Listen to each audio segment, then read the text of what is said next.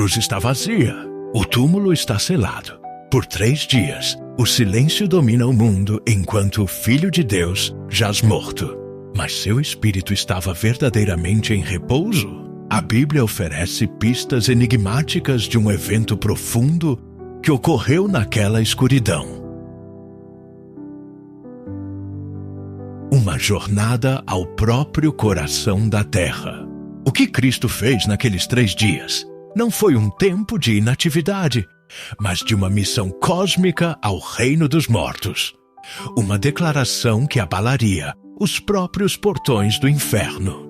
A terra treme e o céu está envolto em uma escuridão sobrenatural. O véu do templo se rasga em 2, de alto a baixo. Em uma colina chamada Gólgota, o Salvador do mundo, Jesus Cristo, deu seu último suspiro.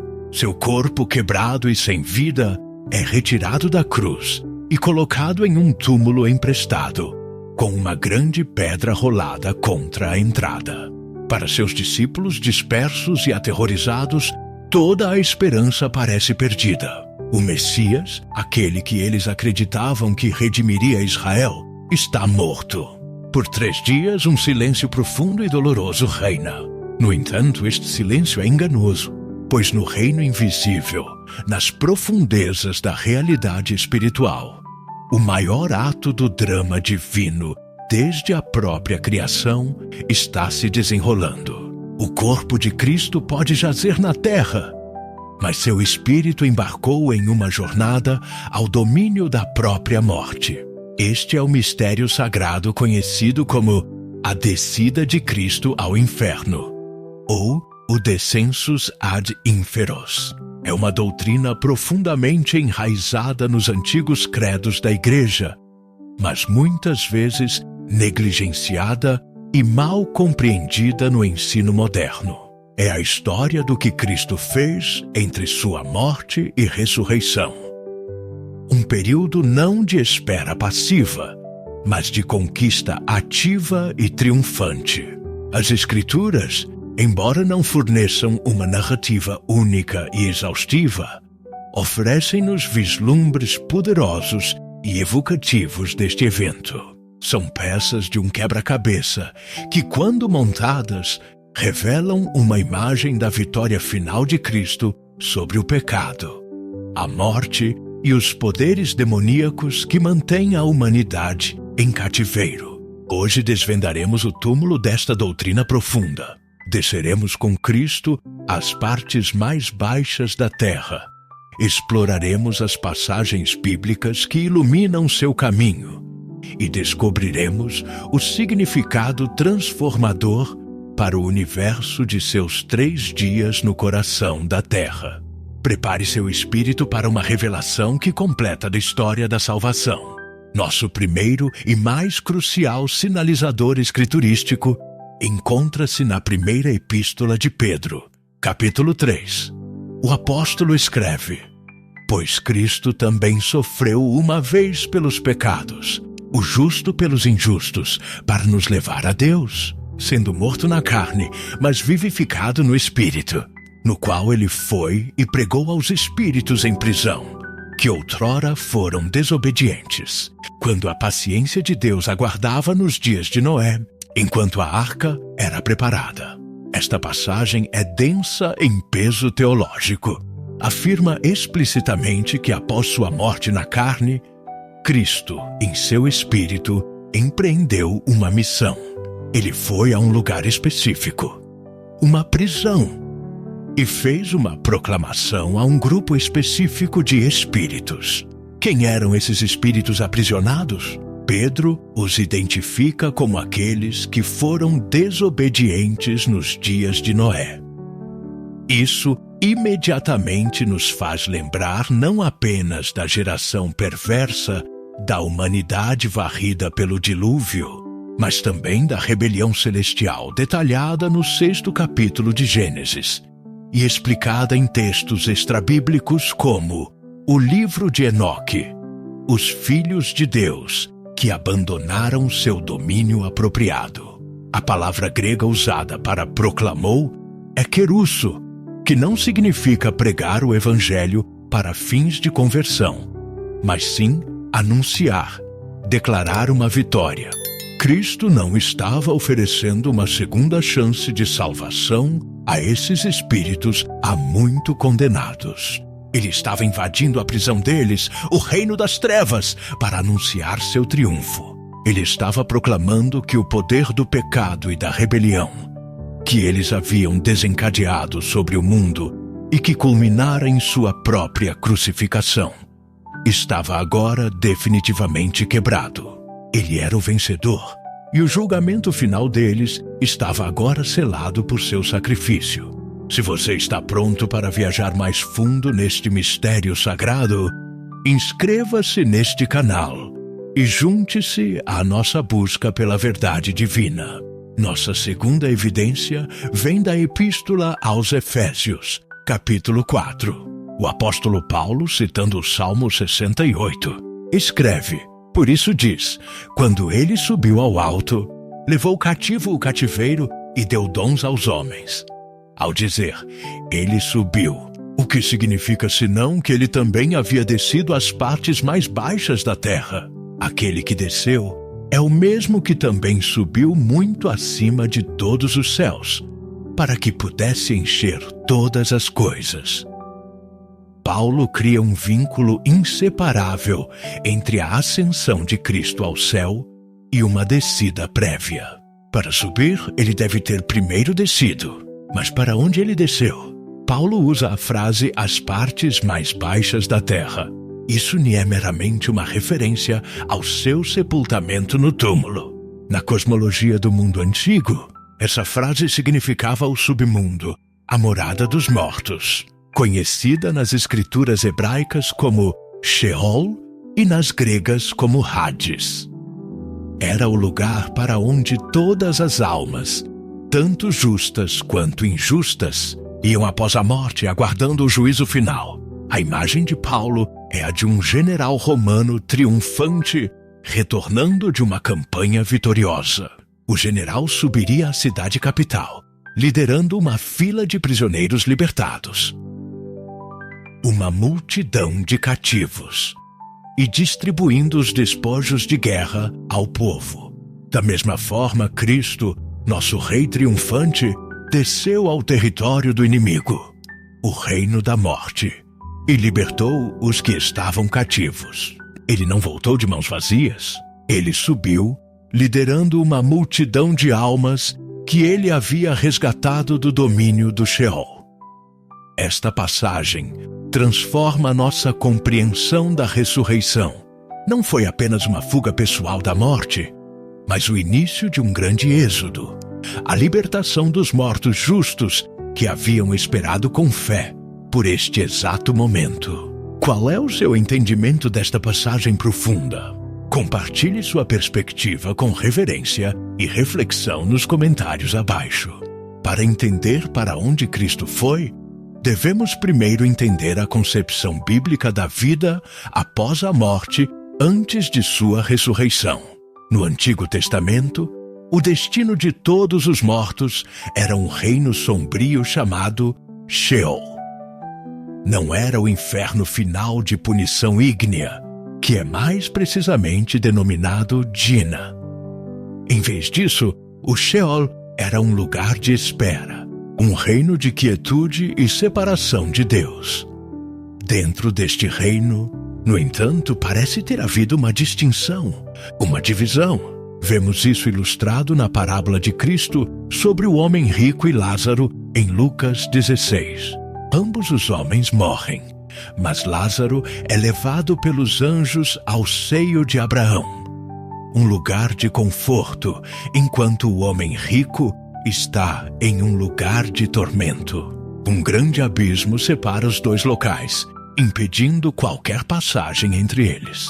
O seio de Abraão, às vezes chamado de paraíso, era a morada dos mortos justos, patriarcas, profetas e todos que morreram na fé, aguardando o Messias prometido.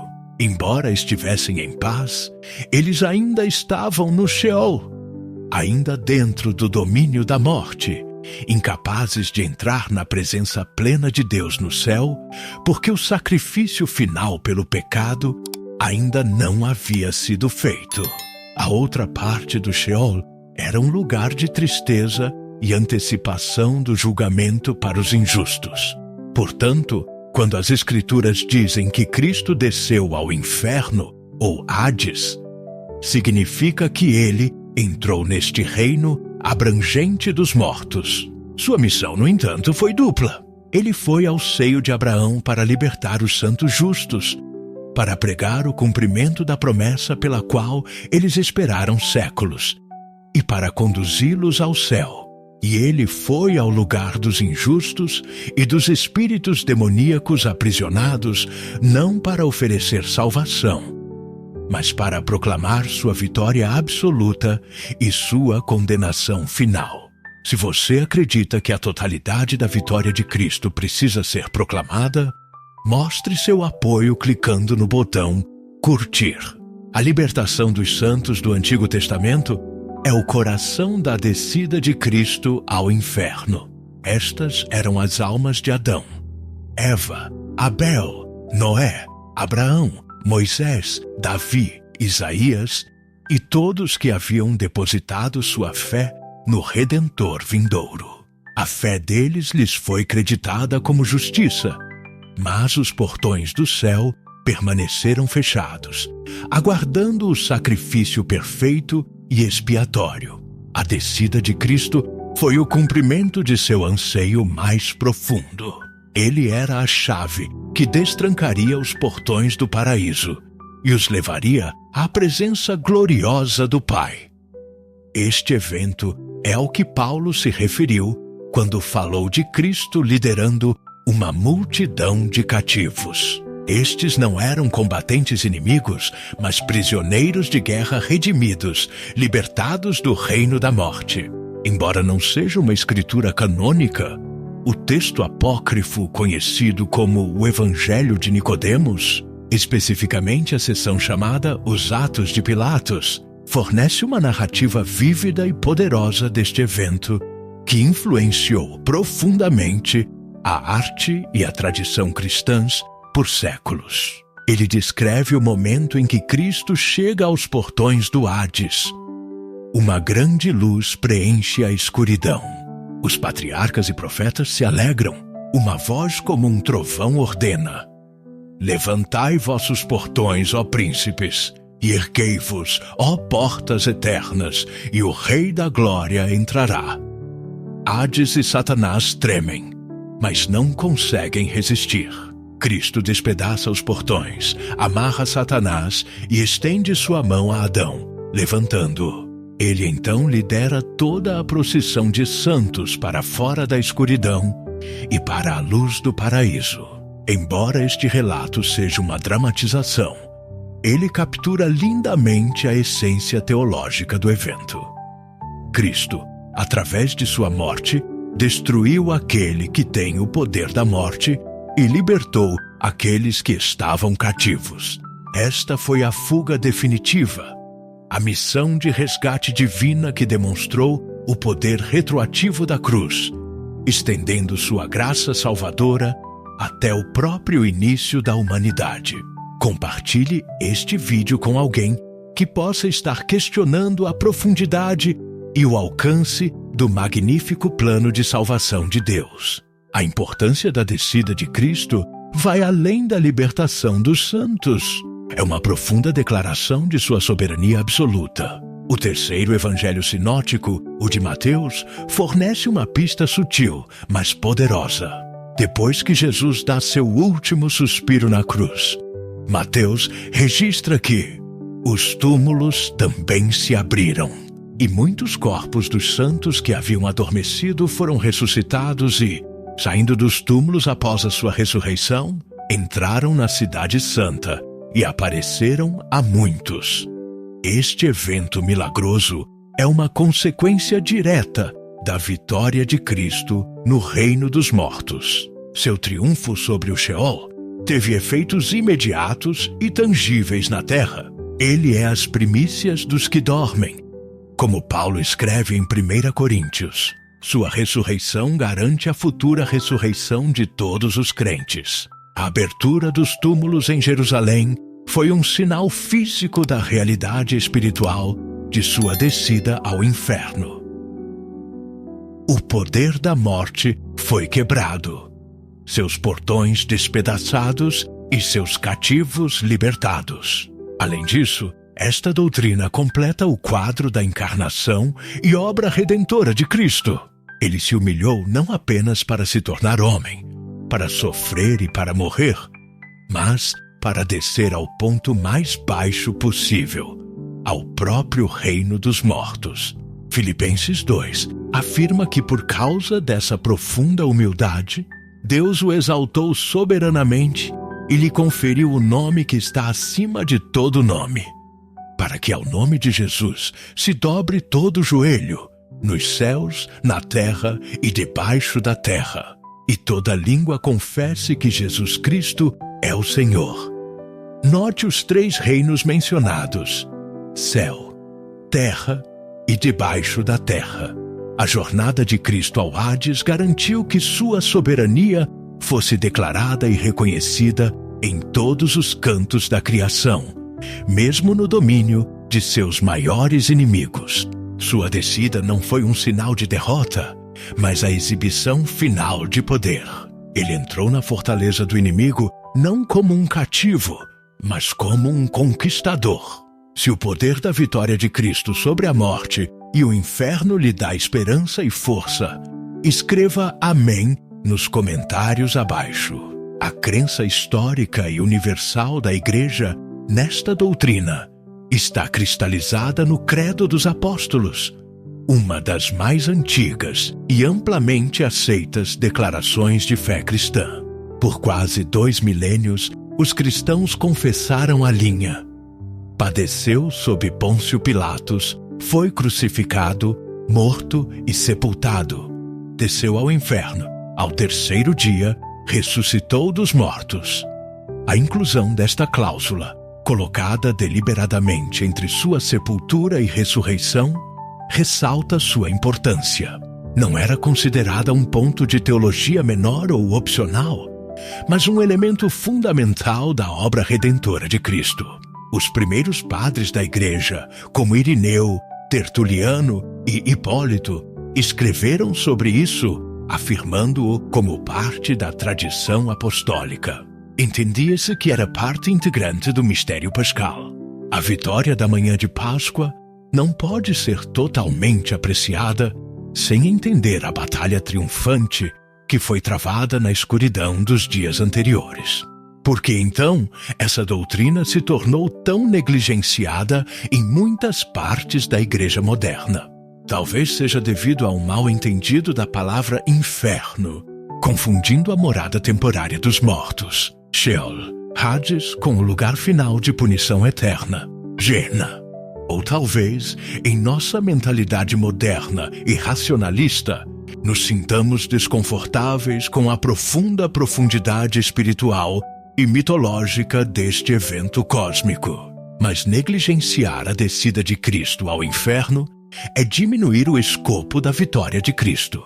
É deixar uma lacuna na história, uma pausa silenciosa entre a Sexta-feira Santa e o Domingo de Páscoa. Mas a Bíblia e a tradição da Igreja nos dizem que não houve pausa.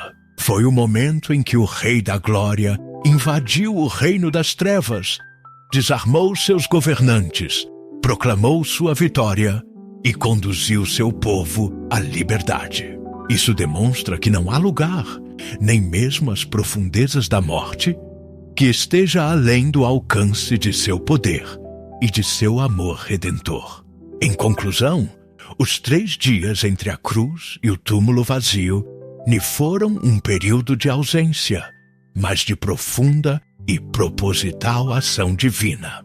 Seguimos a trilha das Escrituras, desde a proclamação de Pedro aos espíritos aprisionados, até a visão de Paulo do Rei triunfante, que desce e sobe. Distinguimos entre o Sheol, o reino dos mortos, e a Gena, o inferno final. entendendo que Cristo entrou no primeiro para conquistá-lo por dentro. A questão em aberto da nossa introdução, a pergunta sobre o que Cristo fez na escuridão, agora é resolvida com uma verdade muito mais gloriosa do que o mero repouso. Naqueles 3 dias, Jesus Cristo, o Filho de Deus, empreendeu uma missão vitoriosa no coração do território inimigo. Ele declarou seu triunfo sobre as forças demoníacas da rebelião. Ele despedaçou os portões do Hades que mantinham a humanidade cativa desde a queda. E ele libertou as almas justas de todas as eras anteriores, conduzindo-as como as primícias de uma nova criação à presença de Deus. A descida de Cristo ao inferno é o testemunho final de que a vitória de Cristo é total, absoluta e de escopo cósmico. Garante que, para todos os que estão nele, o túmulo não é uma prisão final, mas meramente uma porta para a vida eterna, pois seu rei já foi derrotado e seus portões foram quebrados para sempre.